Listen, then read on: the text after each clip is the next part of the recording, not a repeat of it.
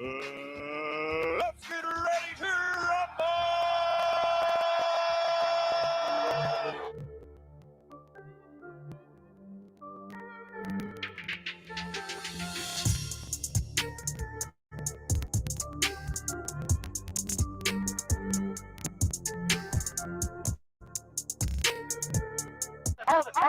Hold it, you're not that pretty.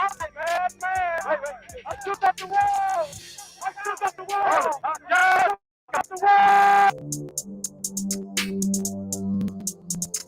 I bear witness there's only one God, Allah, and Muhammad is his final messenger. That's what I said, Larry, on the bungle fight. Thanking you. Hey, I'm the problem, but you could call me the can man, because anything I can get African. How y'all doing, ladies and gents? Welcome to another edition on Split Decision. With me today, I have DHB CEO, trainer, and father of Devin Haney, Bill Haney. Pleasure having you on the show, like always, Bill. Like always, thank you, Ak, for having me. Yes, sir. As always, we have so much to talk about. The last time we talked, we left off with you and JoJo. You both had an agreement on the boxing voice where JoJo said he going to contact his team to reach out to you in order, to make the fight, to start negotiating. Therefore, have he did so? Have he got his team to contact you in order to start negotiating the JoJo Diaz versus Devin Haney fight, since he is the mandatory for Devin Haney?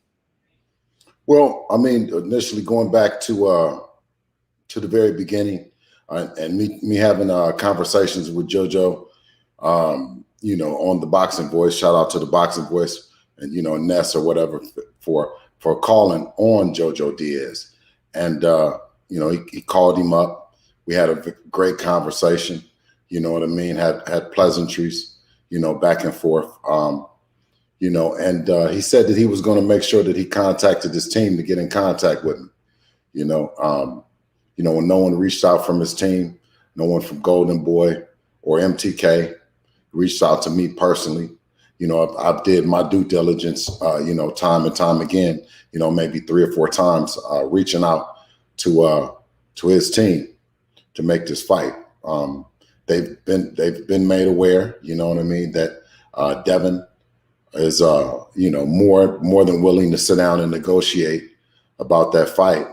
Of course, they were on DAZN. Fortuna and him. We had Linares, who's also with Golden Boy, fights on DAZN.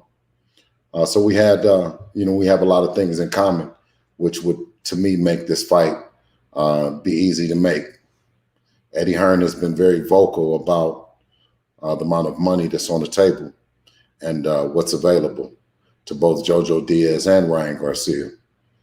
For JoJo Diaz in particular, to now give all the weight, to his promotional company, when he said he raised his hand and he said that he wanted Javier Fortuna, and he wanted Javier Fortuna, and more importantly, he wanted Javier Fortuna for Devin Haney so he could become a world champion.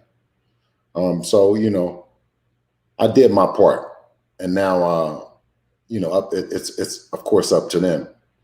And but we're not going to be sitting around and waiting as if Devin is not the world champion. Well, Javier Fortuna, JoJo Diaz, he did raise his hand to fight Javier Fortuna, and he made it happen. He just told his team that's the fight he wanted. They made it happen. He said he's going to do the same for Devin, but according to you, he haven't even contacted you guys at all. But have you reached out to them since then to see or to take him up on his offer? Absolutely. We've it's a fight that's it's not in-house in terms of the promotional companies, but by our last fights being on DAZN on the network, I'm privy of the to the who's being negotiated for, and it's from what I'm hearing is that Golden Boy is doing more about pitching Ryan Garcia and JoJo Diaz versus JoJo Diaz and Devin Haney. So when you reached out to them, is the same old, they still weighing out their options. Same old, weighing out their options when, you know, I felt that, you know, I thought that that's what they were fighting for, was the ability to fight Devin. And then these other narratives came about. So, you know, it's just the same old duck talk to me. Well, this makes it Devin Haney third mandatory that turned down a fight for the title with your son, Devin Haney, which makes it the first time in history where a champion had 3 different mandatories turning down to fight with him in order to fight in title eliminators. But Robert Diaz, he recently came out and said that Devin Haney is not the boogeyman, even though there is no fighter in history that had 3 different mandatories turn down a fight with a champion in order to fight in title eliminators for less money than they could have made if they would have fought the champion. So what's your take on Robert Diaz's comments?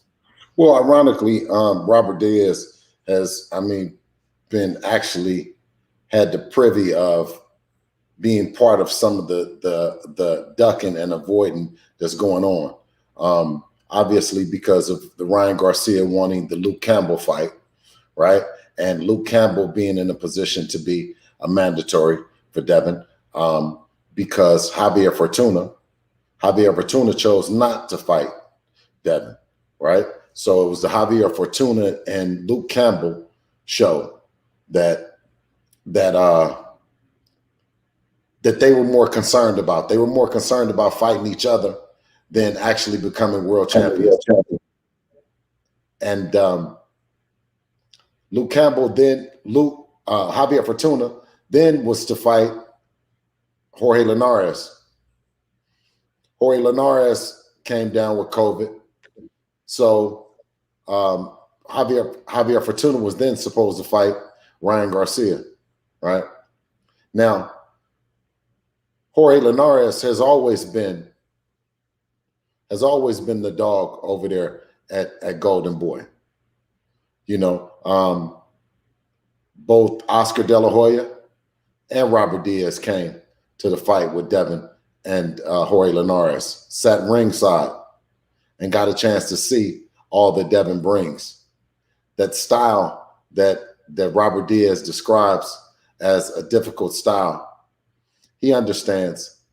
And it shouldn't be that hard to make the fight if they wanted to. And I think that's what Eddie Hearn pointed out, was that if Ryan Garcia thought that he could win, or if JoJo thought that they could win, then they would fight. And well, he also added that Devin Haney's not the most feared in boxing because he had an injury and he was on, I think he had a layoff for like 6-7 months or something like that. But when Devin Haney came back, he ended up fighting Gamboa because none of his mandatories wanted to fight him. In fact, Fortuna petitioned not to fight Devin Haney, and he petitioned to fight Luke Campbell instead. Both Luke and Fortuna wanted to fight each other instead of fighting Devin. So what is the notion, the false notion that Devin Haney is not the most feared, so on and so forth, if none of the Golden Boy fighters are willing to step up to the plate, from Ryan Garcia, JoJo Diaz, and even other entities such as PBC, from Fortuna, even Luke Campbell. So what's your take on his comments trying to blame it on Devin Haney layoff? It's just like I say, the people can be the judge of that and to see that, he's talking in circles. Devin had a shoulder injury that he had the surgery, and he was put on champion in recess. And during his time of being on champion in recess, they petitioned to fight for the world title, both Luke Campbell and Javier Fortuna. Javier Fortuna being in the number 1 spot instead of waiting for Devin to to heal up, he decided that he couldn't wait any longer, and he would petition Luke Campbell, okay, who was in the second position. Well, ironically, the pandemic, it was at the beginning of the pandemic, and the fight was canceled. So when the fight was canceled between Javier Fortuna and Luke Campbell, Devin then came back from his shoulder injury and petitioned to fight Javier Fortuna. Javier Fortuna's manager, Sampson, then in response to it, decided that he would not fight Javier Fortuna against Devin Haney for the world title. He would then fight for an interim, right? He would fight for an interim against Luke Campbell. That fight ended up falling out, and Javier Fortuna got stripped of his #1 position. Then Ryan Garcia fought Luke Campbell for the #1 position to be the interim champion and to fight Devin Haney. Ryan Garcia then, I guess he has had a mental health or something, or I don't know what ended up happening to why he chose not to fight Devin, but then fight Javier Fortuna for, again, the interim title to fight Devin Haney. So in the process of him fighting Javier Fortuna, he decided that he would just take a layoff for the health reasons or whatever. Javier Fortuna, here comes JoJo Diaz. Then JoJo Diaz raises his hand and says, I'll fight Javier Fortuna. Then, I want to be world champion. Again, at 135, he says he has the ability to go up and sustain the power, great performance against Javier Fortuna, after raising his hand, I should say. So I complimented him about that, about winning and, beating Fortuna and then making the fight with Devin. Only to hear later on, 2 days later, JoJo Diaz then tweeted out that he was in negotiations with Ryan Garcia to then become the mandatory to fight against Devin Haney. So you explain it to me, you know what I mean? Because it doesn't make any sense. And was I 100% clear when I said JoJo Diaz fought Javier Fortuna in the replacement of Ryan Garcia? Yep, a title eliminator. Another title eliminator. Yes, that's and then like Ryan against right. Luke. You're right. So for them to say that it would be easy to make that fight, well, how hard was it to make Devin against Jorge Linares, a fighter that Ryan Garcia, who Linares has called out Ryan Garcia on multiple occasions, right? They've talked about making that fight, right? And they've never made it. So right. So let me ask you this, Bill.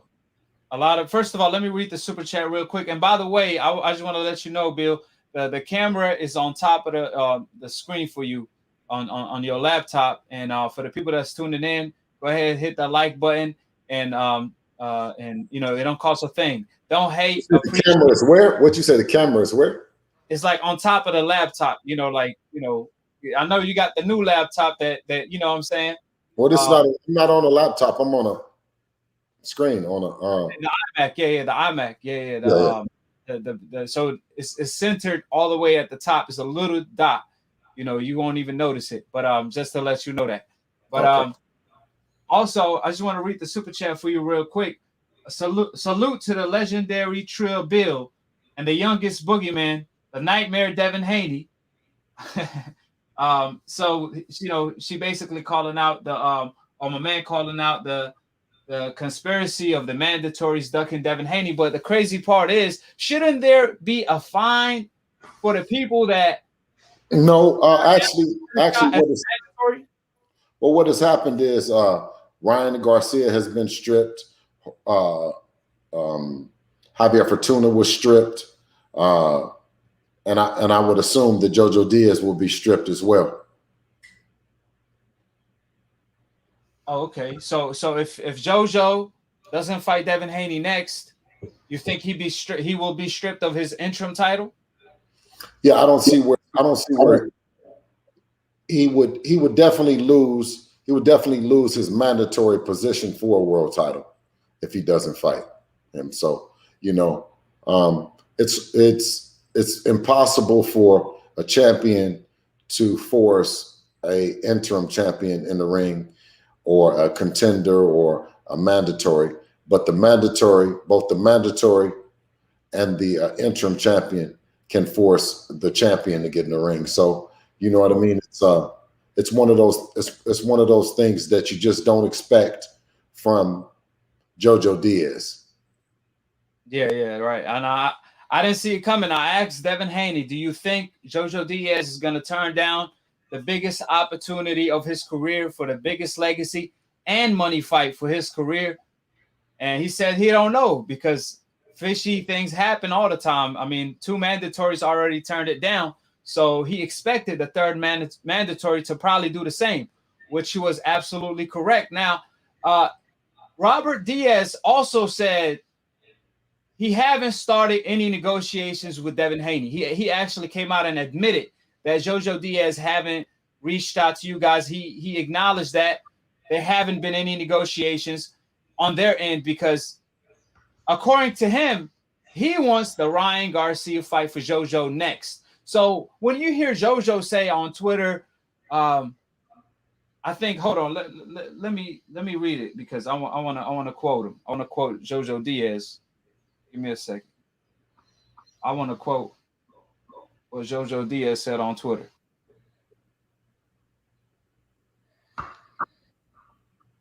This is what JoJo said on Twitter. Despite what Robert Diaz said, JoJo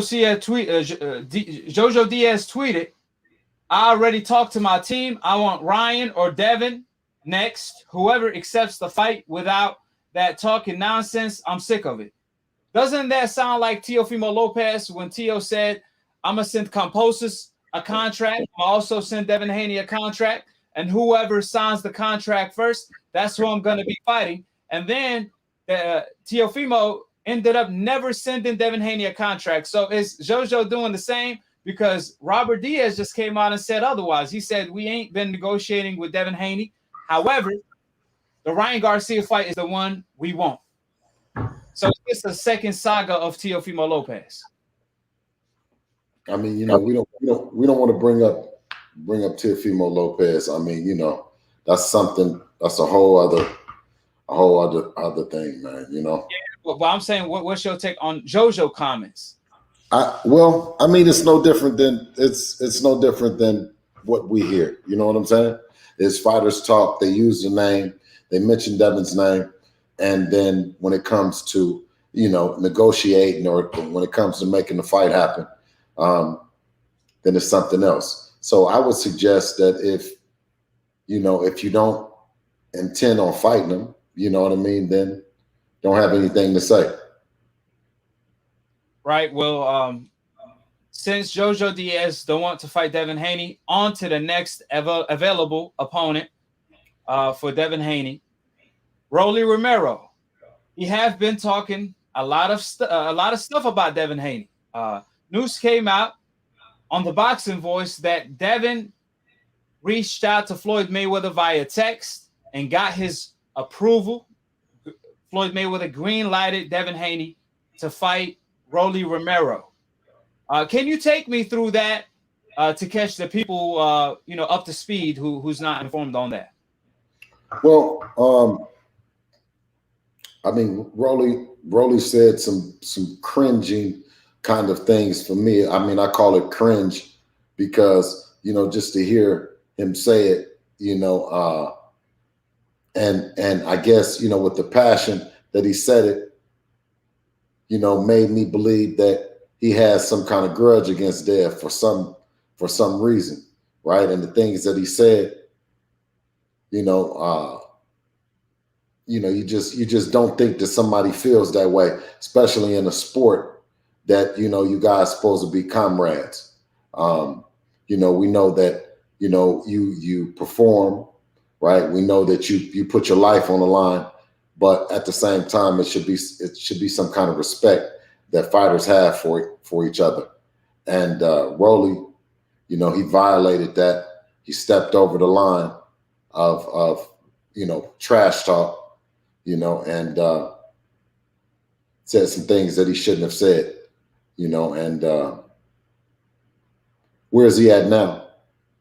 You know, because I think he's missing, because the last thing I heard is that Dev said that he contacted Floyd, you know, and Floyd texted him back and green lighted to fight. Now Rolly is missing. You know what I mean?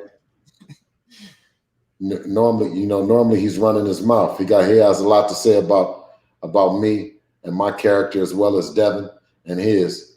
But when it comes to fighting, where is he at now? You know, so if somebody have seen Rolly, you know, let him know that Devin, Floyd, you know, Mayweather Promotions, you know what I mean? Everybody's looking for him. So, you know, of course, Floyd Mayweather, like you said, green lighted the fight. So I saw you contact on air. You contacted your lawyer and you told your attorney to go ahead and reach out to Al Haymon and Leonard Ellaby. So what's the latest on that? Where the negotiation stands? Have your lawyer heard back from them? Well, he hasn't heard back anything from them, but outside of we haven't heard no. You know what I'm saying? From Al or from Leonard, you know what I mean? One thing that we've heard is yeah, from Floyd, you know what I'm saying? That, like I said, that Devin told me. So, you know what I mean? I did everything that I can, you know, to make Devin available for that fight. And now it's all on, I guess, Rolly. Like I said, as far as I know, that everyone is looking for Rolly. So included Floyd Mayweather team. Now, Rolly did have something to say. Have you seen Rolly? Nah, I mean, I haven't. You know, we haven't really heard from Rolly at all, except this is what Rolly had to say. He did respond to you and the interview you did, and Floyd Mayweather approving the fight to fight Devin Haney. Rolly recently came out responding to the news of Devin Haney reaching out to Floyd Mayweather by stating, Haney's dad is the biggest liar in boxing. Mm-hmm. He then added, Devin Haney always talk out of his ass. Don't pay him any attention. He calls out everybody but doesn't fight anybody. Haney is literally irrelevant. First of all, before we go further, what's your take on those comments in particular? Well, if I didn't did any lying, then why don't he ask Floyd himself? You know, why doesn't he ask for the fight? If you know if he said that I'm lying, then he should have asked and found out that I was lying and then told him that he wanted to fight, because it's true. It's true. Where is he at? Yeah. You know what I mean? This is big. This is his biggest opportunity, his biggest chance to make the most money he can make today, right? And he's the most quiet. So who's lying? He said I lied. Who's lying? We reached out to them. We reached out to them, and I mean, you see on air me talking to my attorney and him saying that he was going to. So I mean, it ain't no secret, right? Now it's on Rolly. But where's Rolly at? Right. Put him on the back of the milk carton. We need to look for him, find him. Usually fighters will trash talk to fight, you know, to promote a fight or to get a fight. Usually we don't see fighters, you know, trash talk to duck a fight, right? So were you surprised that Rolly have been talking all this long, have been saying outrageous things about your son, and when you reach out to him to make a fight, instead of saying let's fight, this is what he has to say instead? You know, what's your thoughts on that? Like I said, you know, fighters are going to talk. You know what I mean? Fighter talk is one thing. I think he crossed the line, and I don't want to believe that he's a dud. You know what I'm saying? Because that spirit that he showed, you know what I mean? He's not a bad fighter. He's around here, sleeping shit. You know what I'm saying? He a lot of sparring partners he knock out around here in Las Vegas. You know what I'm saying? He's he has one punch power, right? But he also has a big mouth. So he's gonna have to back up some of that shit that he's talking, or he can just, quiet his mouth when it pertains to Devin. You know what I'm saying? And let the Devins of the world, deal with who we've been dealing with. You know what I'm saying? And he shouldn't have shit to say because he doesn't have anybody right now. Devin doesn't have anybody. So, let's make it happen. Well, Rolly said Devin Haney is irrelevant, even though factually speaking, Devin Haney made 24 times what Rolly made his last fight. Rolly made 125,000. Devin Haney made 3 million plus. Devin Haney is a champion and Rolly is not. So we know Devin Haney is a main event fighter. We know Rolly is not. So how is Devin Haney irrelevant? The fighter that Rolly been calling out all this time, how is he irrelevant? Like, what are he talking about? I mean, we're at this point that now is that we just need to get in the ring and settle it. You know what I'm saying? That's where we're at with it. I don't want to, diminish him, diminish their team and what they're doing. You know what I mean? They've gotten to where they've gotten thus far. So, you know what I mean? Let's just make it happen. Well, Bill, he said that you guys at the bottom of the food chain. So he's trying to say that you guys irrelevant, and he ain't trying to pay you guys any attention. So in other words, he's trying to. If we're at the bottom of the food chain, he's not even in the supermarket. You know what I'm saying? So what he needs to do is let's make this shit happen, settle it once and for all, and whoever wins moves on to better things, and whoever doesn't goes back to the drawing board and figure it out. Yes, sir. One more super chat. World Combat Sports. Shout out to my brother. Next move, Bill Haney, 140 solid fights outside of the lightweight Duck Master, division. Honestly, how many mandatories refuse the smoke? Shake my head. So this makes it, the third mandatory for the people that don't know. JoJo turning down the fight, and obviously it ain't just mandatories; it's also champions from Tio, Loma, and all them other guys. So, that being said, do you see this fight coming to fruition, Bill Rolly? Do you see him? I mean, he can't walk away from this, right? I mean, at the end of the day, he put himself up to a corner. Well, I mean, either he can by just shutting up. You know what I'm saying? He can't. Just shut up. So if he remains quiet like he is, then you know what I'm saying? Because at the end of the day, our accolades speak for themselves. I mean, what we've been doing in boxing, it speaks for itself. But he was the loudest mouth in the room, and so we'll see. We'll see. If he doesn't have nothing else to say, then we'll revisit this. You know what I mean? But if not, Devin is ready, I'm sure, to pursue negotiations with the fight, making the fight happen. Well, I'm gonna ask you the same question I asked Devin Haney about JoJo. I'm gonna ask you the same question about Rolly. Again, I asked Devin, do you think JoJo is going to turn down the biggest money and a championship title on the line? He said he don't know, maybe. So you saying that you giving Rolly the benefit of the doubt because he is going to receive an offer bigger than he ever received before, possibly 10 to 15 times his last payday. So it's going to set him for life, win or lose. So either way, he shouldn't take this. He should really consider this offer, right?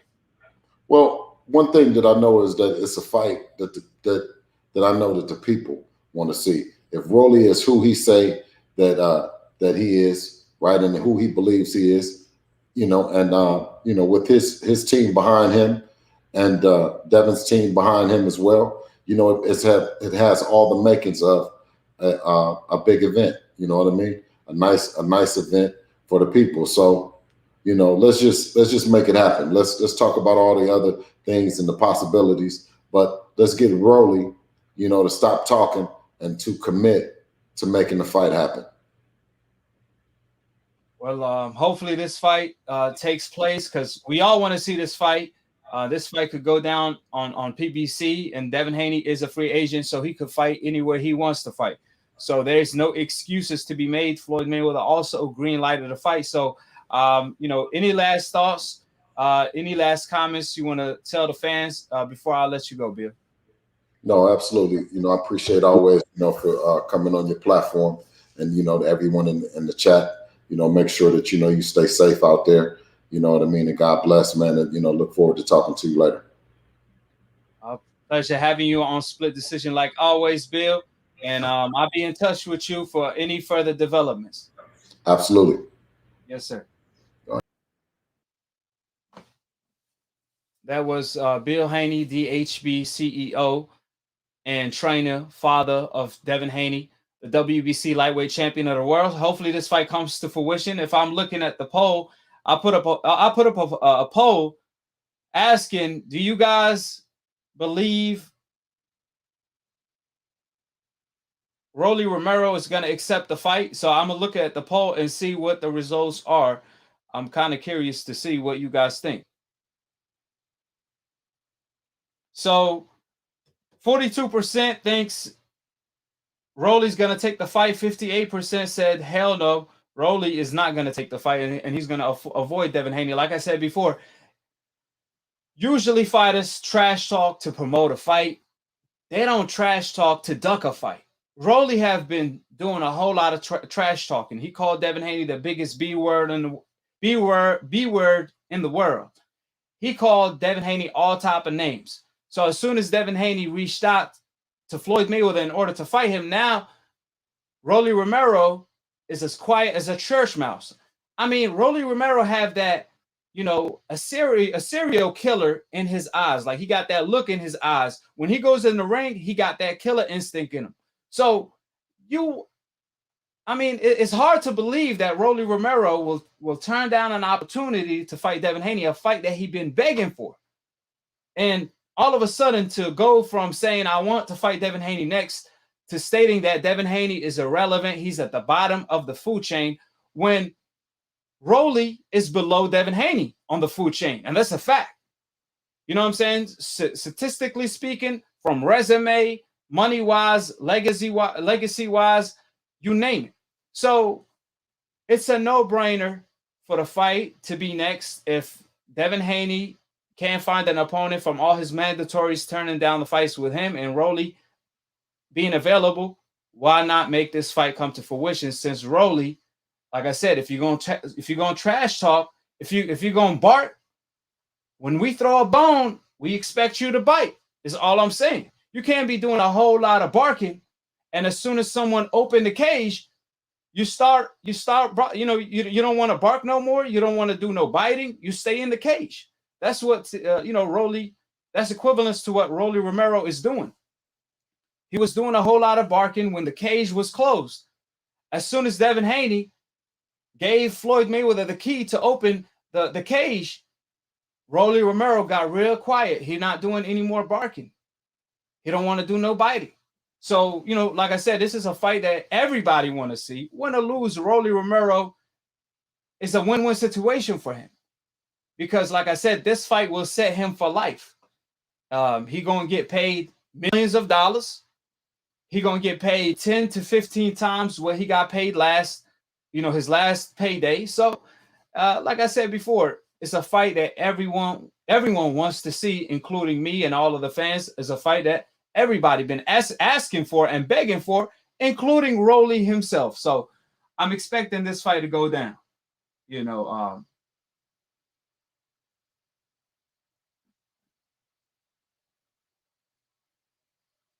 going to go ahead and open up the phone lines for you guys to call in.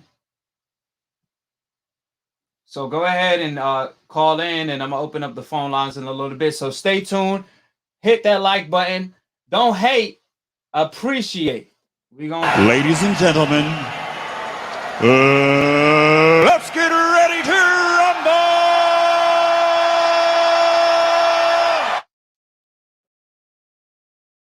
They call me the problem, but you could call me the can man, because anybody can get it. Africans, Americans, Dominicans, Mexicans, anybody can get it.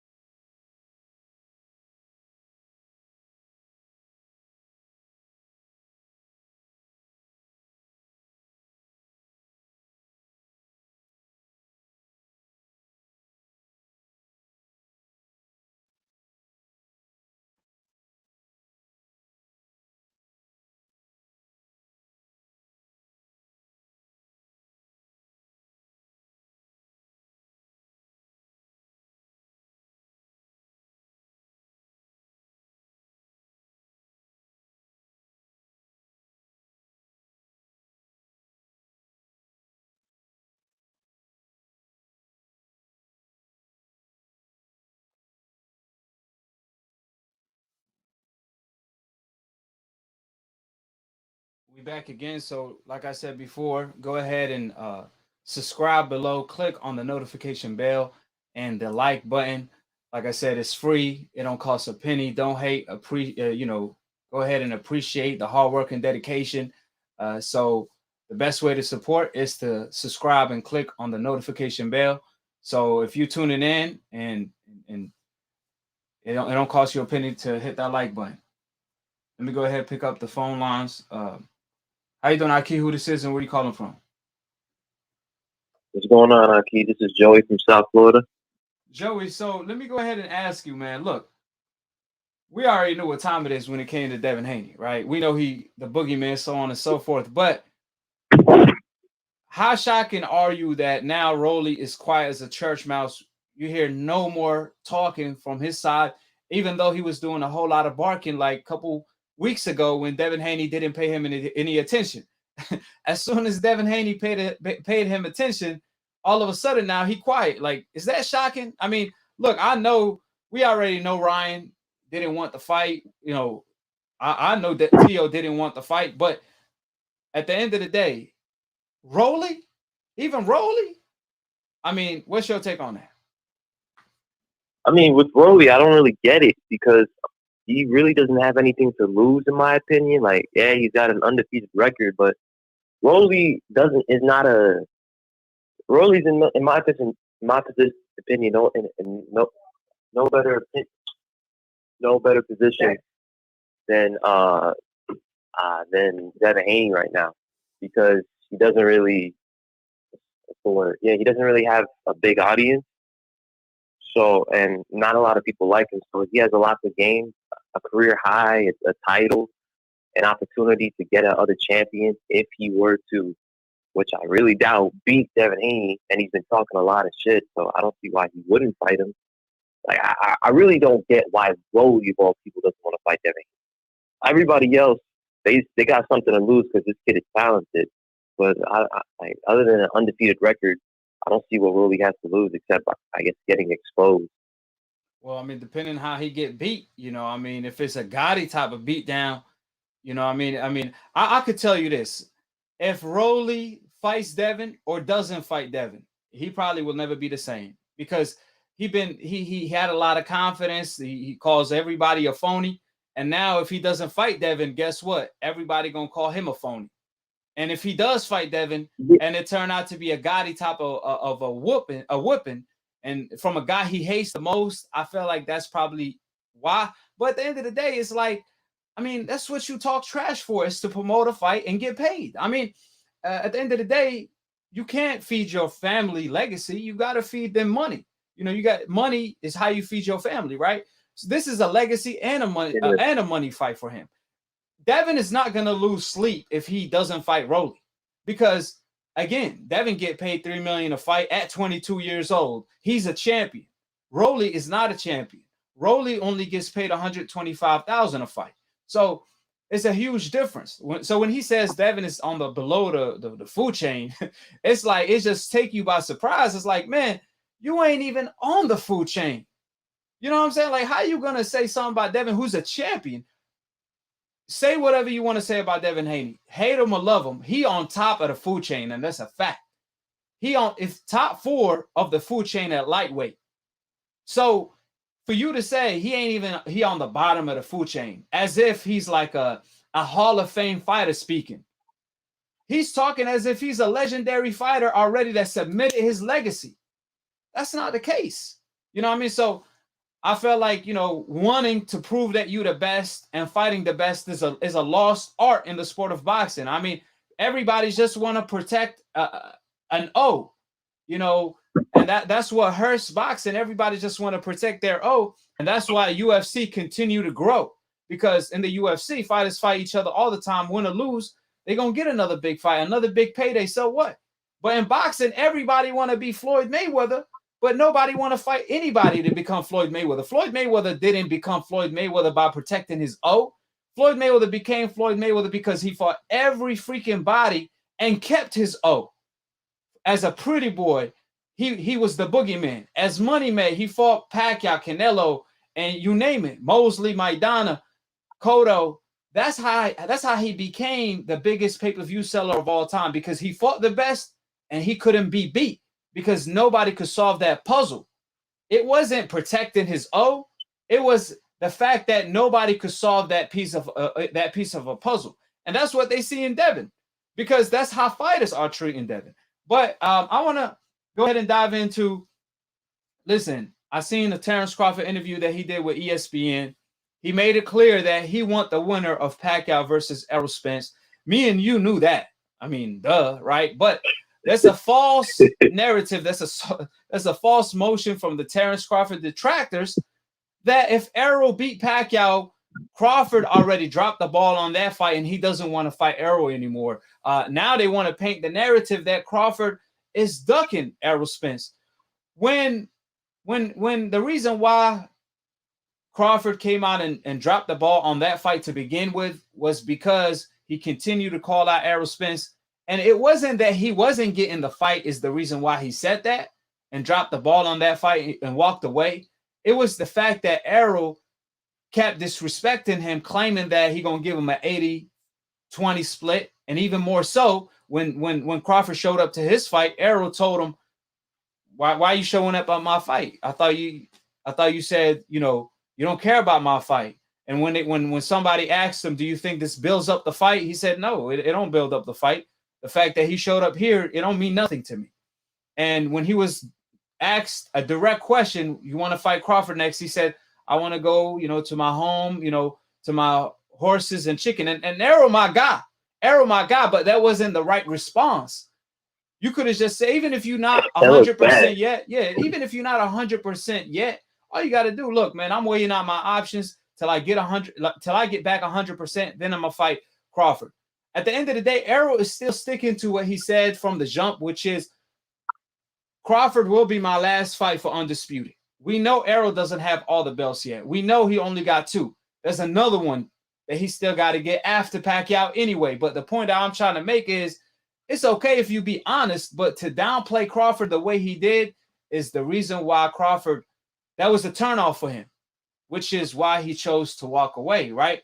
But people started to run with the narrative, oh, Crawford, he ducking Errol when he was chasing Errol the whole time for years, right? So it's funny because like I always use the Keith Thurman comparison because Errol, he at one point he told Keith Thurman to his face, I want the Keith Thurman fight as bad as I want to breathe, right?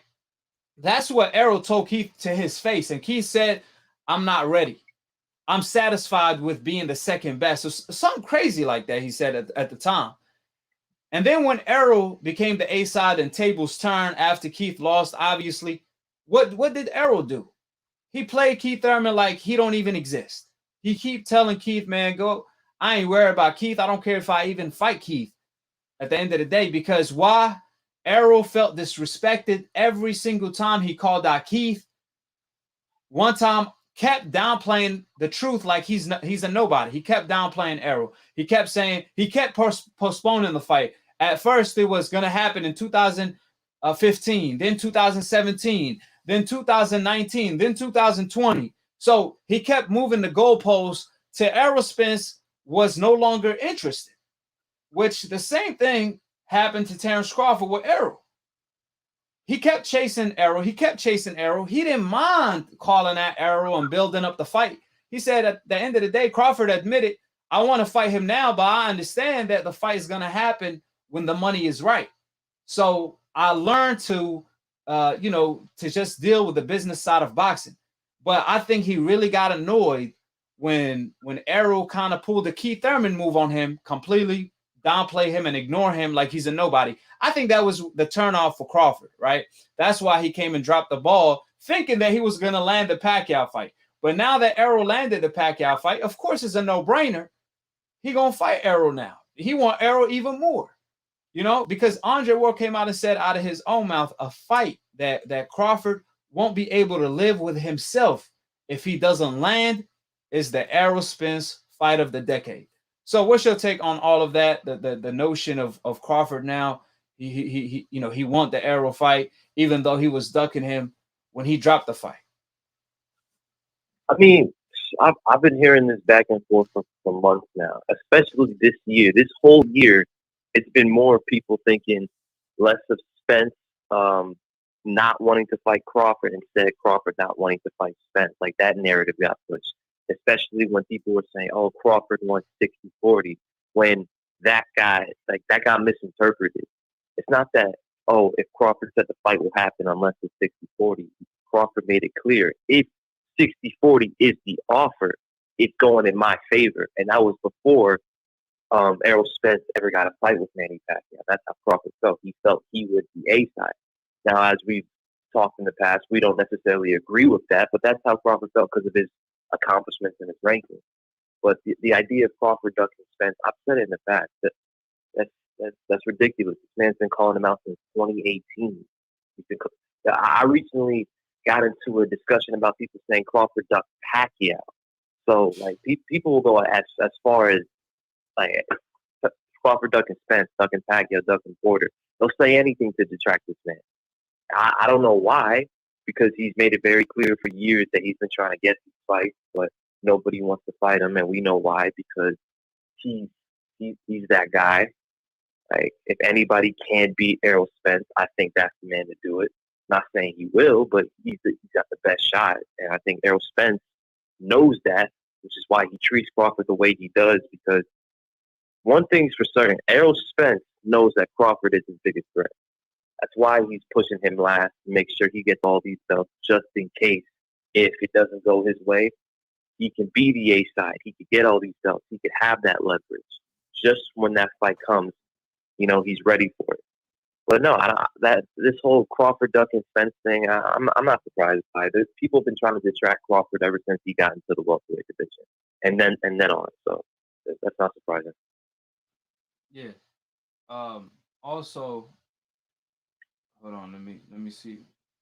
A shout out to Doggy Pup, and also just to mention the offer. Yeah, because I see a lot of people run with that. You know, Crawford, he don't want the fight because he said he want 60-40 his way or 50-50, or else he's not going to fight Errol, so on and so forth. But again, you don't negotiate the split in public because, like I said before, see, what people has to realize, Terrence Crawford actually came out and accepted an offer if Errol is the A side. He said, look, Errol don't want the fight. He told TMZ this. He said that Errol doesn't want the fight because why is he talking about 60-40 in public? Why is he not negotiating? Why is he talking 60-40 in public? I never came out and said I'm the A side and this and that. I'm only fighting Errol because unless I'm the A side. I never said that. If you want to fight, you're just gonna go straight to negotiations. You're not gonna say I'm the A side and try to put your foot down as the A side, as you know, before you even begin negotiations. Errol is the A side because of the pay-per-view sales and the names he put under his resume, like Danny Garcia, Sean Porter, Mikey Garcia. He was able to land them fights to become the A side. But Crawford made it clear. He said, you never hear me say I won't fight Errol Spence if the split is not 50-50. But Errol says that. Like I said, it's not, from a business standpoint, it's silly. It's absolutely dumb to accept a 60-40 offer in public, because guess what? When negotiations first begin, the offer presented will begin from 60-40. Why? Because you already accepted an offer publicly at 60-40. So Errol's going to try to leverage 70-30 or 80-20, whatever, because Crawford already, guess what? He already accepted 60-40. So Errol already know, okay, well, I could take the fight at 60-40. Well, let me keep going up so I can see what I could get away with. That's not smart from a business standpoint. You don't accept a 60-40 offer publicly. And mind you, Errol said, I'll fight Crawford, 60-40 before he even fought Sean Porter. When Errol Spence, leading up to the Sean Porter fight, I believe, or before he even fought Sean Porter, before the negotiations even began, Errol said, look, I'll fight Terrence Crawford, but it's going to be 60-40 my way. But guess what? Errol didn't say that when it came to Sean Porter. He didn't say, yeah, I'll fight Sean Porter 60-40, or I'm not going to fight him. Errol didn't say that about Keith when Keith was undefeated still. Errol didn't say that about Danny Garcia, whoever. He only said that about Terrence Crawford. So it says a whole lot. It lets you know what Errol thinks about Terrence. Errol knows Terrence is the truth, because Errol said, I'm saving him for last because he's my toughest fight. We're going to go in there and try to kill each other. In fact, he told that to his face. He said, I'm fighting Sean Porter because why wouldn't I go get the easy fight? And Crawford laughed because he's like, okay, I see what you're doing. So all I'm saying, let's not, it's obvious at the end of the day that Terrence is the boogeyman for a reason, because this man got, dynamites in either hand and he could box his ass off. So like I said before, I got no doubt in my mind that Terrence Crawford want to fight Errol. And I believe Errol want to fight Terrence, but he just want to make sure everything is in his favor, because he knows how dangerous Terrence Crawford is. But also, let me go ahead and go to the let me read this news that came out.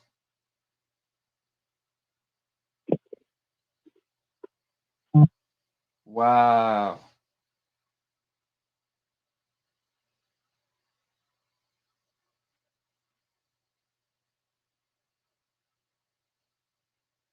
Matthew from Matthew on Twitter, this is what he posted.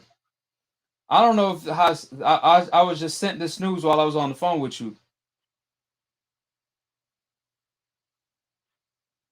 Matthew responded to the news by saying, I think Canelo fights either Anthony Durrell, Ryder, or Lemieux on September 18th. If it's Pivot, pound for pound number one. Yeah. European. if it's provoked, it's only at 168. He's gonna have to cut off that weight. A champion at 175 is gonna have to drop down to 168. Man, because I guess that's him responding to the news of maybe Canelo is gonna fight in November. Maybe he's gonna fight in September. If he's gonna fight in September, it ain't gonna be anybody worth it unless it's Pivot moved down to 168, who's a champion at 175. He want to drain him all the way to 168. So that's Canelo Alvarez in 3 to 4 weeks. Yeah, in 3 to 4 weeks. That's crazy, man. But before we get into that, I just want to read what people were sending me. There's been a notion that Al Haymon is blocking the Sean Porter fight from fighting Terence Crawford because he want Terence Crawford to know that the only way for you to fight PBC fighters, you're gonna have to leave Top Rank and come sign with us to do in-house fights. That's the narrative that's being pushed. That Al Haymon is the one that may prevent Sean Porter from fighting Terence Crawford, right? So my whole thing is, if that is the case, and Sean Porter is aware of that, right? Why was Sean Porter clout chasing Terence Crawford the whole time? If that was the case, why was Porter, calling out Terence Crawford saying he's gonna knock him out, he want to fight him, this and that and the third? Because if he knew Al Haymon wasn't gonna allow him to fight Terence Crawford on Top Rank, ESPN, or on a purse bid, whatever the case may be, he should have never mentioned or called out Terence Crawford to begin with until he left Top Rank. That's like the logical thing to do. But we all know what time it is. Al Haymon didn't stop Castano from fighting on DAZN. Al Haymon didn't stop Caleb Plant from fighting Canelo without a 3-fight deal. No, he gave Canelo a 1-fight deal to fight Caleb Plant. Al Haymon didn't stop Wilder from fighting Tyson Fury on ESPN and doing his joint promotion. So if the fighter really wanted, there is no excuse. His manager ain't going to say, oh, yeah, nah. Yeah, you're going to have to stay. Yeah. You know what? Turn down the biggest opportunity of your life for your biggest payday against pound for pound number 1 because we want you to stick with PBC so we can force Terence to come over here. That's not how it works. If Sean Porter really wanted, Sean Porter can make it happen. The fighter is the boss because Sean Porter is really a free agent. He just fights on PBC. Al Haymon is his advisor. Is not his promoter. He just advises him. He tells him, yeah, I would like for you to do this, but if you want to do that, it's up to you. Just like Castano, it was up to him to go to fight somebody on DAZN. Just like Wilder, it was up to him to fight Tyson Fury on ESPN and doing joint promotion. Again, Sean Porter is not an Errol Spence where he means so much to PBC, who has a couple straps, who has a name, who's almost a superstar in the sport of boxing. And I'll only say almost because I only view fighters that do $1 million+ as a superstar. But he's definitely a star, but he above a star. He's almost a superstar. If he beats Pacquiao, he's going to become a superstar. That's his Oscar de la Hoya ticket. But the point I'm making here is it ain't like Al Haymon is giving up Errol to go, is giving up Errol Spence to fight Terence Crawford on ESPN. That's not the case. Sean Porter lost to Errol Spence. Sean Porter lost to Keith Thurman. Sean Porter lost to Kell Brook. Sean Porter doesn't have a belt. So Sean Porter really doesn't have anything to offer besides being a mandatory and a really tough challenger for Terence Crawford. So what's your take on that false sense that Haymon is blocking Sean Porter from fighting Crawford, so on and so forth? Because if that was the case, Sean Porter should have never mentioned or called out Terence Crawford to begin with, because that sounds like clout chasing. That sounds like Ryan Garcia 2.0. Wouldn't you agree with that? Recently, yeah. I mean, I'll be honest. A few weeks ago, I heard about that narrative too on other YouTube channels about the fact that Al Haymon prevented Sean Porter from sending in, which I haven't heard any proof of this, or seen any proof of this, but Al Haymon preventing Sean Porter from sending in his WBO mandatory, like sending in the information and whatnot, because Al Haymon is aware of when Terence Crawford and them are leaving Top Rank, and he's hoping to make a fight with Terence Crawford as soon as he leaves. That way they could get all the money rather than have to do a potential joint promotion with Top Rank or send Sean Porter to fight on Top Rank against Terrence Crawford. It makes sense to a business wise to a degree, but it's like, and Sean Porter's energy did change to a certain extent near the end, like once Terrence Crawford started responding, like as you saw on his podcast, he started apologizing. So I wasn't sure, but it's like you said, if a fighter really wants to make this fight happen, they could push it. So if Al Haymon did by any chance do this, it's not as if Sean Porter had an issue with it. It's not as if Sean Porter was really begging to fight Terrence Crawford as claimed like he was on social media or even in recent interviews. Because if he really wanted to make this fight happen, he could put his foot down. It's like they say, the boxers are the bosses, not the promoters. Yeah, and just to put and he might have been advised. Right. And he might have been advised by Al Haymon to wait, but that doesn't mean he had to.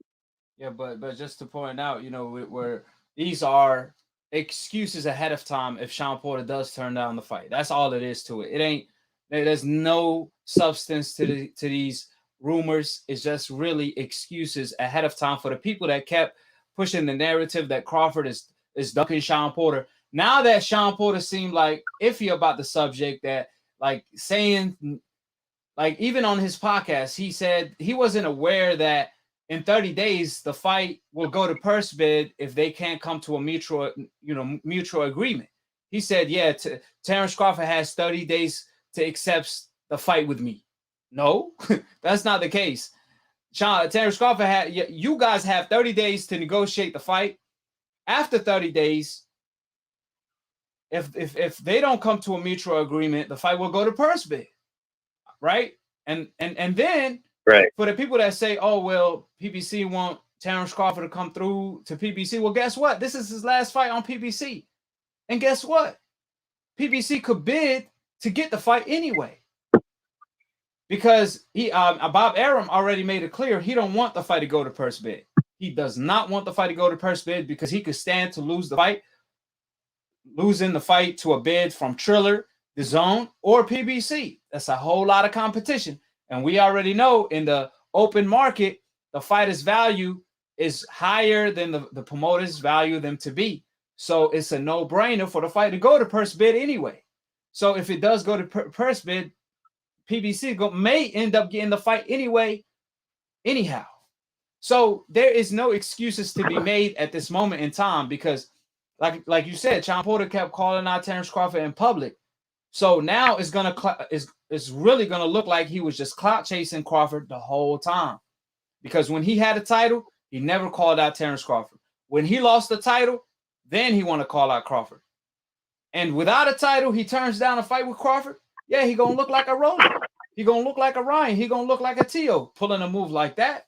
So that's what I'm saying is that Sean Porter has he backed up to a corner. We already know he didn't petition to make the fight happen. We already know the WBO ordered the fight, and he got a 40% split, a champion split. I don't agree with the 40% split. I feel like that's more than fair for Sean because Terrence is pound for pound number one. He got everything to lose. He got the belt, so on and so forth. So that's more than fair for Sean.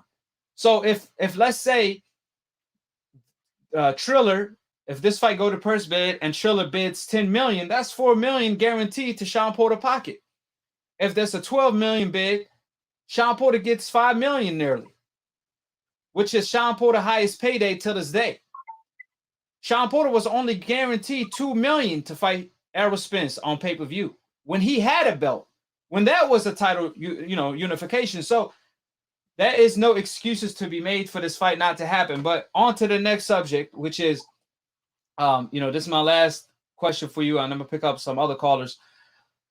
Canelo Alvarez, that's been news circulating. Benavidez revealed some of the news, which is he pretty much confirmed the rumors that were circulating. Canelo turned down 120 million plus pay-per-view, which is 120 million. Let me repeat that. Canelo Alvarez turned down 120 million plus pay-per-view for a 3-fight deal on PBC, where he stands to make a guarantee 120 million and up to $200 million for 3 fights only, which is two-thirds of his DAZN entire contract that he lost for cherry picking Avni Yildirim. But guess what? Canelo Alvarez ended up turning down the biggest offer, money-wise and legacy-wise. Canelo Alvarez, for some reason, he turned down the biggest money and legacy fights of his entire career against Plant, Benavidez, and Charlo. These seem to be the fights that were on the contract for Canelo to make 120 to 200 million after the pay-per-view was generated, so on and so forth. Therefore, is Canelo Alvarez addicted to cherry picking, in your opinion? Have DAZN spoiled Canelo Alvarez with the Avnis, Rocky Fieldings of the world, that now he's turning down his biggest legacy fight, the biggest legacy fights and money fights of his career for this 3-fight deal, for example? And just to add on to that, which we're going to discuss that later, Canelo was presented a 1-fight deal against Caleb Plant for $40 million guaranteed, plus pay-per-view, and he also turned that down. That's another offer Al Haymon gave him after he turned this offer down. But I want to specifically talk about this because this shocked me. Usually fighters fight for money and legacy, this is what Canelo fights for, right? Money and legacy. Well, guess what? He turned down both money and legacy. What's your take on that? I mean, like this is actually shocking. Like usually when Canelo cherry picks, it doesn't really shock me much, but this is really surprising because it doesn't make any sense for Canelo not to take these fights. You have a 3-fight deal with PBC potentially to make anywhere between 120 to 200 million dollars. This is the face of boxing numbers right here that you're being offered. Canelo wants to prove to the world that he is the face of boxing. This proves it. Taking these fights, making this money. This is what Mayweather did. Mayweather had the same deal back in the day. So I don't get why Canelo doesn't want to do the same thing. I don't know why Canelo turned down the 1-fight deal with Plant. I really don't understand why. Because people were trying to say Plant ducked Canelo. I'm like, Plant was the one who came out and said everything he agreed to.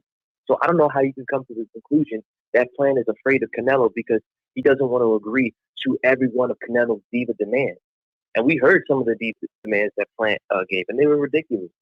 And now we're hearing that he turned down even more money to face the likes of potentially face David Benavidez and Jamal Charlo. Why? So he could face more European fighters that people don't care about? Like people really get over, are really loving the fact that he fought Billy Joe Saunders.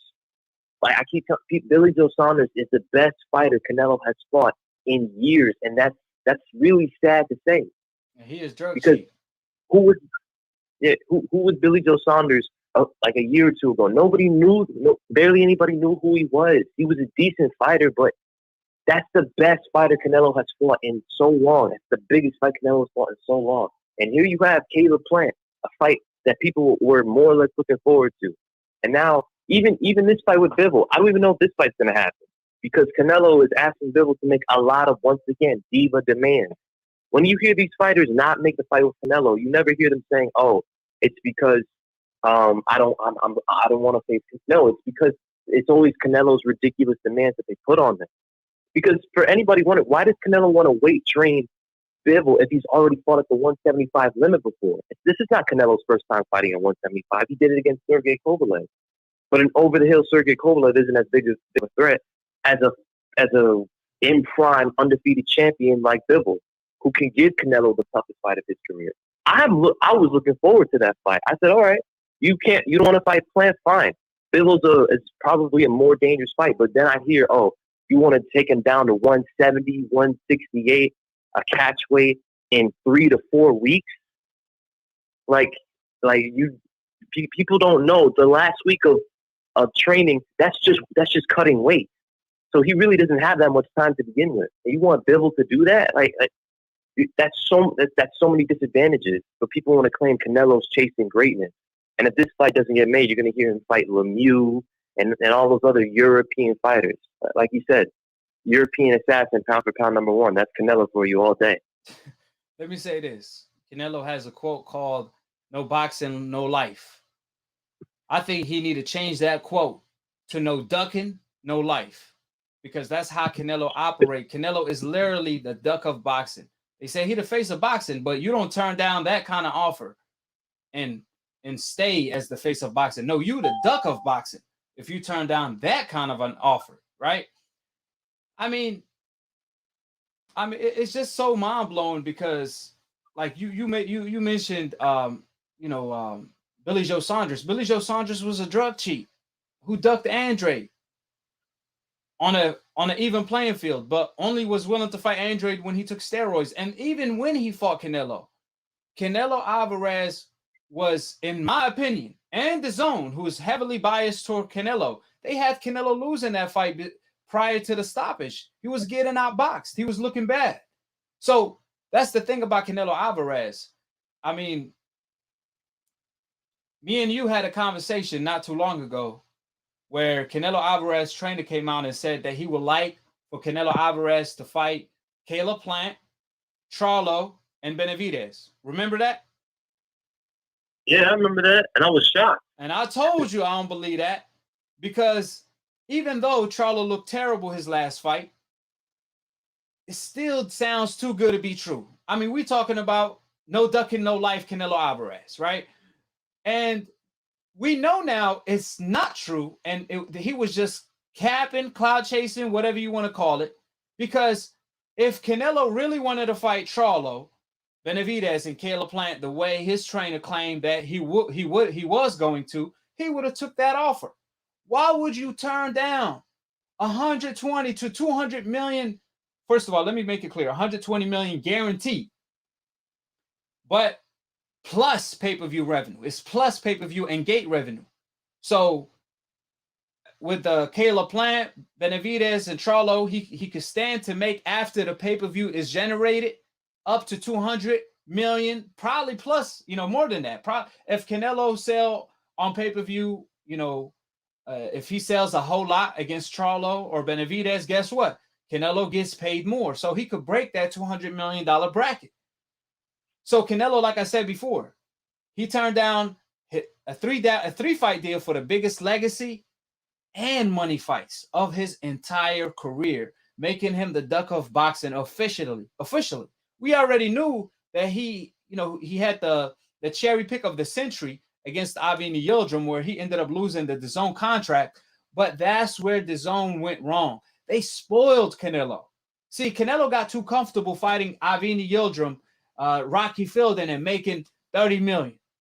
He got too comfortable with that. He got too comfortable fighting a Kovalev, a hurt, injured, one leg, one arm Kovalev, who took the fight on a few weeks' notice after a beatdown to Yard, where he was a punch removed from getting knocked out or sent to retirement.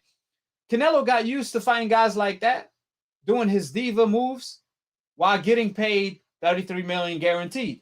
The Zone didn't press on the gas. They wanted premier fights, but they didn't force Canelo to fight the Andres of the world, the Gennady Golovkin's trilogies, in order for them to even make money, So because they let Canelo do whatever he wants, they ended up losing a lot of money. I told people that when Canelo fought when Canelo fought Daniel Jacob, which is Canelo's best win to this date, Daniel Jacob, yes, he had multiple losses, but still, that was a good fight. That was a big fight, supposedly. DAZN ended up losing $30 million in that fight because they paid Canelo $33 million. They paid Daniel Jacob. They paid him $15 million. That's $50 million in revenue. That's $50 million in payouts when it comes to purses. However, Canelo only did 600,000 viewership on DAZN, which is poor numbers, to say the least. I'm talking about these are numbers that generated the revenue DAZN generated from that fight internationally was like 25-30 million max. That's nowhere near what they paid out for the fighters paydays. Canelo got paid $33 million. Danny Jacob got paid $15 million, which is what I'm saying. The zone was ended up they were losing a lot of money. That's why they wanted Canelo out of the contract if he was going to continue cherry picking. Which is now they telling Canelo, I truly believe they telling Canelo, look, we gonna pay you $33 million if you want to, but you got to fight Bivol. You got to fight Beterbiev. That's the only way we're gonna give you that kind of money. If you don't fight these type of fighters, we're not gonna pay you that type of money. So I just think Canelo Alvarez is just allergic to cherry picking because he got too complacent cherry picking with the zone. Any last thoughts on that before I pick up some more phone calls? I mean, the thing is, look, if Canelo doesn't want to face the guys at PBC like Charlo, Benavidez, Plant, there's other places. There's the zone where you have fighters like Andrade waiting. There's Top Rank where you have Beterbiev and Bivol winning. And the thing is, before people say, oh, you think Canelo will lose to these guys? I don't know if Canelo will lose to these guys, but I want to see it. That's the whole point of this. I want to see how good Canelo really is. Canelo beating on Ivan Yildirim, that doesn't tell me anything about how good Canelo is. Yeah, I thought, like I said, I thought after Charlo's performance, I think Canelo beats him. I think he loses to Canelo and Benavidez. And I thought Canelo would potentially fight him soon as a result of that horrible performance. But look at it now. When we were discussing Caleb Plant versus Canelo, you were on record saying that you think Canelo would knock him out. But here we are now. Canelo and Caleb Plant failed to happen. We even talked about Canelo versus Beterbiev, and you said it yourself. You think Canelo would beat Beterbiev. That's the funny thing. For anybody saying we hate on Canelo, we give him a lot of respect for a guy who doesn't want to face the fighters we ask for. We just want to see the big fights, but Canelo's not giving it to us, and yet we hate on him. Yeah, we hate on him? Really? You can't claim you the best if you're not trying to fight the best while getting paid the most money. For the biggest payday, and it's not just one fighter. Canelo's not ducking one body. Canelo is ducking everybody. Like you said, Andre, he ducked him for Undisputed. He ducked Charlo, gave up his belt. He's ducking Benavidez, went and stole his belt like a thief. What are we talking about? He don't want to fight Bivol unless it's a catch weight, unless it's a 4-week notice. Diva demands. He want to fight a 175 champion at 168 at a catch weight or at 170 maybe. I mean, it doesn't matter. These are too many diva moves. You see Canelo Alvarez turned down $40 million guarantee plus pay-per-view plus gate to fight Caleb Plant for Undisputed. You can't claim you the best if you're not willing to fight the best. And that's all it is to it. Like, that's why I love the Olympics. Like, I'm watching the Olympics right now, and Keyshawn Davis looked like he's gonna win a gold. My man Gala won a gold already. That's what's beautiful about the Olympics is that you see this tournament, right? And the guy that's favored to win, the guy that's favored to win the gold doesn't always win the gold. The guy is in fact, Andre Ward, for example, in the pros, he wasn't favored to win the gold, nor the Super Six. But he won it. He shocked the world. So that's what I'm saying. You don't know how these fights going to play out. That's why boxing is the theater of the unexpected. Yeah, Charlo may look bad in one fight, but he may come back and look explosive in his next fight. Yeah, Benavidez may look vulnerable against Ellis, right? But then we saw Ellis put a whooping on Canelo in sparring, and then people want to say, oh, Canelo was allowing him to hit. Then why he had his hand up? Then why was Canelo, moving his head? Then why was Canelo counterpunching? I mean, like, people want to act like Canelo's working on blocking with his face technique. Like, these Canelo fans are delusional. All we saying is, if Canelo is pound for pound number one, then you're going to have to fight the Charlo, the Benavidez, and prove you the best in the world instead of duck the best in the world and claim you the best in the world. That's not how it works. So that's all it is to it. You know what I mean? I mean, like I said, it was Canelo trainer who said he gonna fight Benavidez. Are we asking for too much, Aki? For Canelo to just fight, good fights? To ask him to fight the fights that fans want to see? Timothy Bradley came up with his latest top 10 fights he wants to see, and 2 of those fights that we've been wanting Canelo to see, they're not going to happen. That's the sad part. Man, listen, man. Canelo versus Benavidez was Canelo fans more satisfied watching Canelo fight Avini and Rocky Fielding. Why? Because they guarantee wins. They don't want to get their emotional hurt in case Canelo loses, and that's the truth to it. They rather Canelo cherry pick and win and fight guarantee fights where he's guaranteed to win instead of fight a 50-50 fight where it could go either way. And that's all it is to it. They are not boxing fans. They are truly a fan of a particular fighter, a specific fighter. You know what I'm saying? So anyways, my brother, I got to pick up other calls. I'm going to be, I'll holler at you next time. All right. All right. Take it easy. I keep killing these decals. You already know. Great talking with you. Peace, brother. How you doing, Aki? Who this is and where you calling from? What's going on? It's Chip from Miami. What's going on? Is there anything you want to talk about in particular or ask any question, or you just want to dive into a topic? Let's just dive into a topic. Well, as you know, you heard us conversate, Canelo Alvarez turned down $40 million plus to fight Caleb Plant for Undisputed. Were you surprised that that's the fight Canelo wanted, supposedly, right? And he turning down $40 million plus gate revenue, pay-per-view revenue, all his sponsorship intact, everything, for a 1-fight deal, not a 3-fight deal, because he already turned that down, which we just talked about. But this is a 1-fight deal that Canelo Alvarez turned down against Caleb Plant, which was shocking to me because I really thought Canelo wanted this fight really bad. You know what I'm saying? So as we hear news that he may come back to negotiate with Caleb Plant again for a later date, what's your take on him turning down the offer? Initially, I was surprised because that's a lot of money. And like you just stated before, we thought that Canelo wanted Undisputed. That was the whole reason why he campaigned at 168 and he was maneuvering through getting all the belts and whatnot.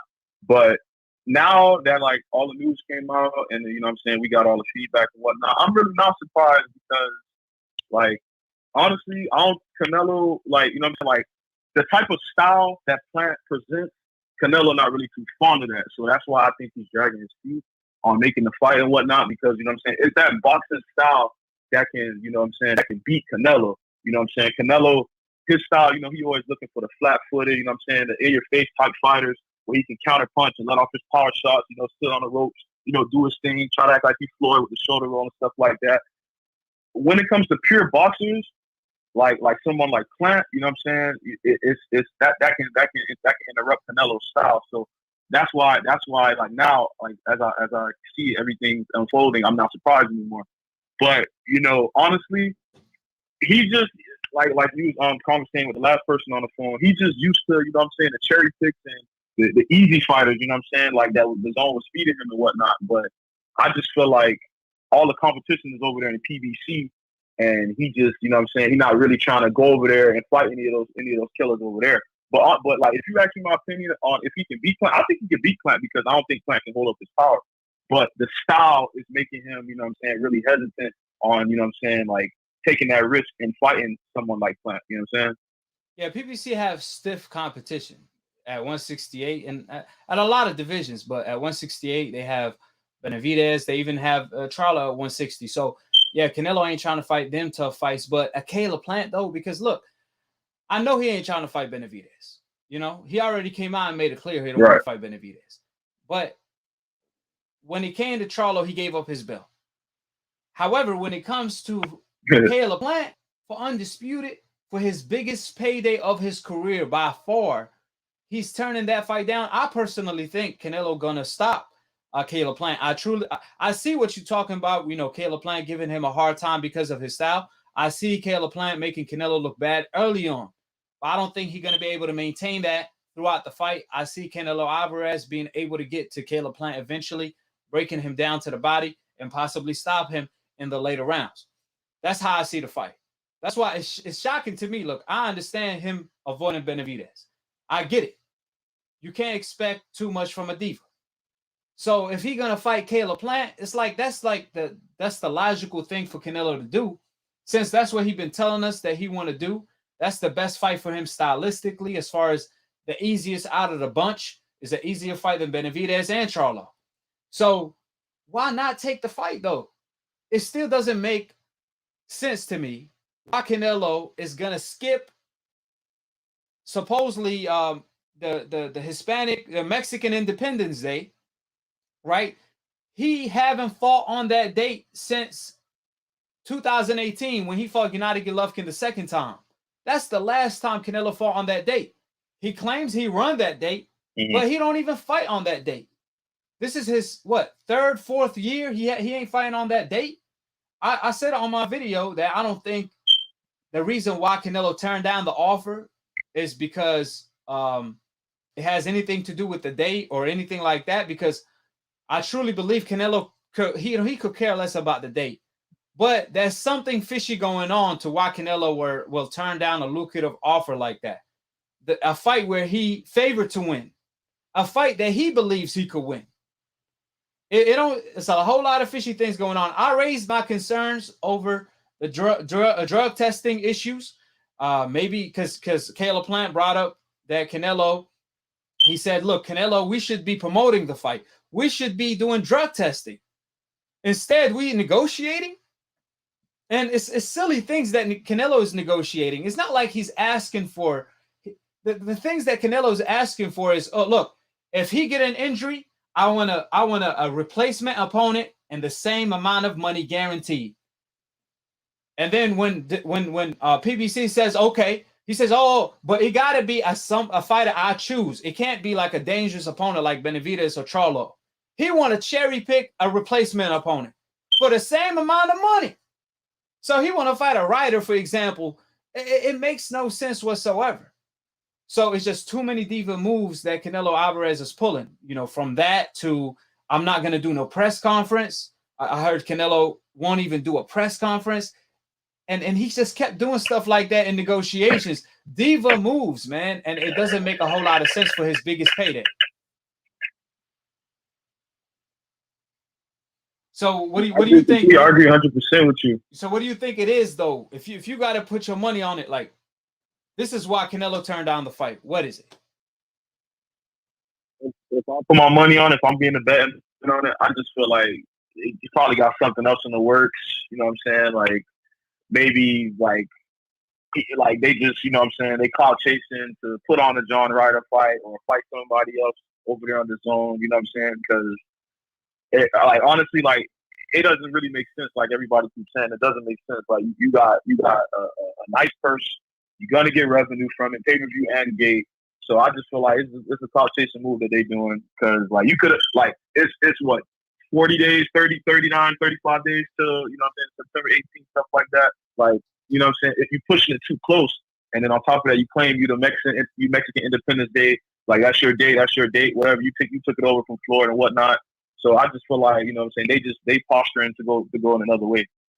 Yeah, yes, sir. I agree with you. Something fishy going on, but the good thing about Caleb Plant, he has what's his name? A guy named Haymon? No, not Haymon. Hold on. Let me pull up his name. The guy from Snack. Victor Conte. Victor Conte. Victor Conte ain't gonna let no BS slide. Okay. See, Victor Conte, he an expert when it comes to what Canelo is doing. You know what I'm saying? So he ain't gonna let none of that slide. Yeah, chemist. Yeah, so when it comes to anything that's fishy going on as far as the testing that's taking place, if Canelo is cycling off something and he want to take the fight last minute, 4 weeks before the fight where he already clean now and is ready to get tested, guess what? Victor Conte is aware of all these slick things. That's what Victor Conte did. You know what I'm saying? Like, for the people that don't know. So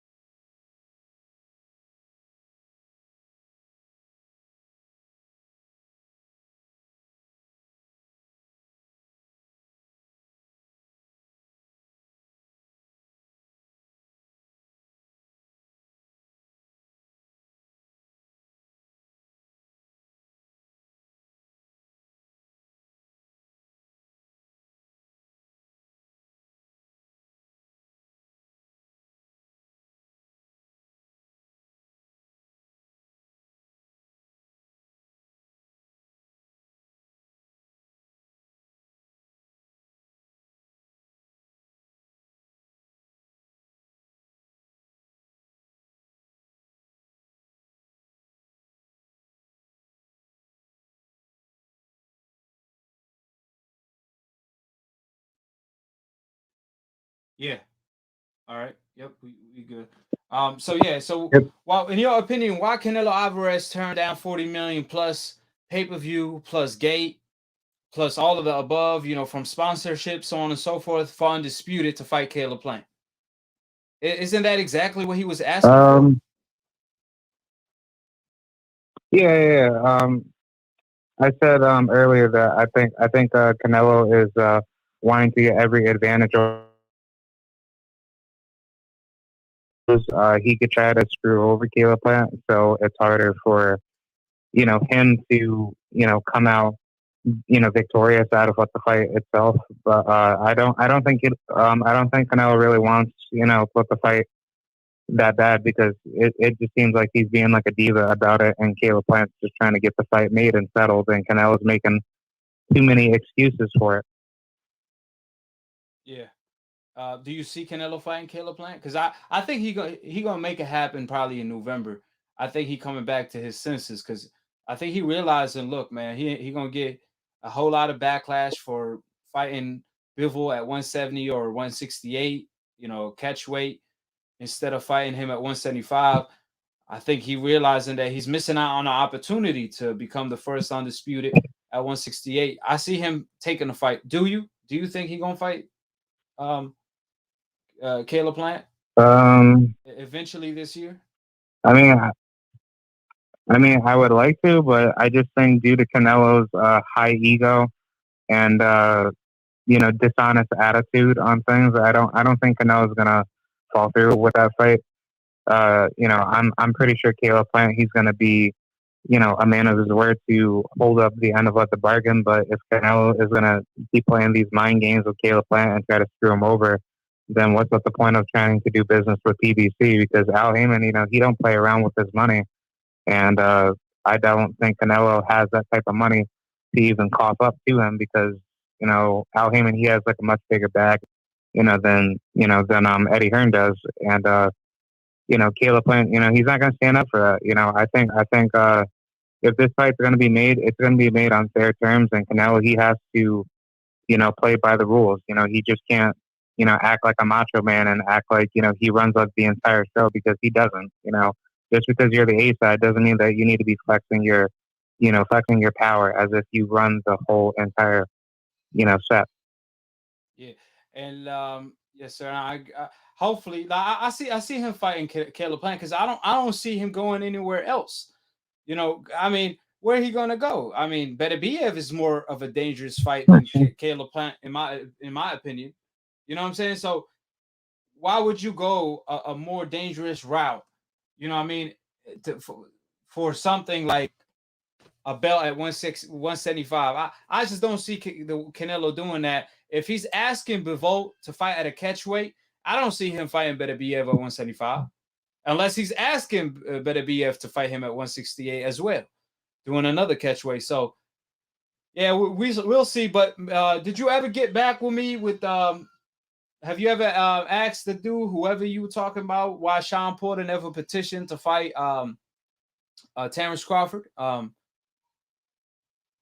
Yeah, I reached out to BFTV about it. He said that if you want to, just reach him out to his Instagram. I actually sent you a message on, giving out his I think his Instagram link, and I believe I emailed you about him as well. I don't know if you ever got that, but I don't even know what your correct email. Instagram is better. What's your Instagram? My Instagram is krod7435. It's all lowercase KROD and then 7435. Okay, I'm gonna check it out. Now, did you get the answer to that question at all, though? Oh, he said, he told me, his point of view, and I actually don't remember fully, but he said that he's willing to chop it up with you on his show on his YouTube page. So if you want to, so he gonna call maybe you and him can collab. So he gonna call in? Well, he actually wants to. He actually wants to do a collab with you on his YouTube channel if that's possible. Man, this ain't ESPN versus PBC where we do a collab. I mean, we can't do a collab. You know, is he gonna come on my show or what? Oh no. He has his own YouTube channel, and he has, I guess, like his own live streams that he does. I know, But I'm saying, if that's, of course, but I mean, we already know what time it is. You know, I mean, I don't want. I mean, I do this. It's free smoke. Anybody can. They call me the problem, know what time it is. but you can call me the can man, because anybody can get it. Africans, Americans, Dominicans, Mexicans, anybody can get it. So I'm just saying, like, I mean, he wanted me to go over there. I mean, I don't even know who the cat is. So I thought you were telling me he gonna call in. You know, so you want me to go to over there? I mean, if he calling me out, why won't he call in? No. Like, you know, I'm saying that, you know, if you guys want to work it out, maybe if it's possible, you could collab with him over on his platform, or he could come over to you. He just said, like, you know, he told me the other day, if he wants to, you know, debate with me, you know, he could just, you know, reach out to me to my Instagram or my email. And I told him, okay, well, then I'll just go tell him. Well, I'm gonna check your stuff. I'm gonna follow up with that. I'm gonna take your word for it. I'm gonna follow up and see if I could get him on. Because like I said, everybody be pulling out with me. You know, I mean, I had so many cats that I'm pulled out, start trolling instead. So hopefully this ain't another troll. You know what I mean? So I'm gonna take, you know, I'm gonna take your words for it. I'm gonna take your word. Take your words for it, because at the end of the day, the way I look at it is that, you know, if you're gonna mention something about me, I'm expecting you to, you know, be a man of your word. And if you want to debate, you know, it ain't gonna hurt if you call in, because when you say collab, I just want to let you know, we can't really collab on YouTube. You know, you can't join YouTube channels and do a live. Either he gonna come to me or I'm gonna go to him. So if we're gonna collab, he could use my footage. So he could come on my show and use all the footage he want. Like, it ain't no problem. Anybody, it don't matter who you is on YouTube, you could come on my channel and you could debate with me one-on-one for however long you want.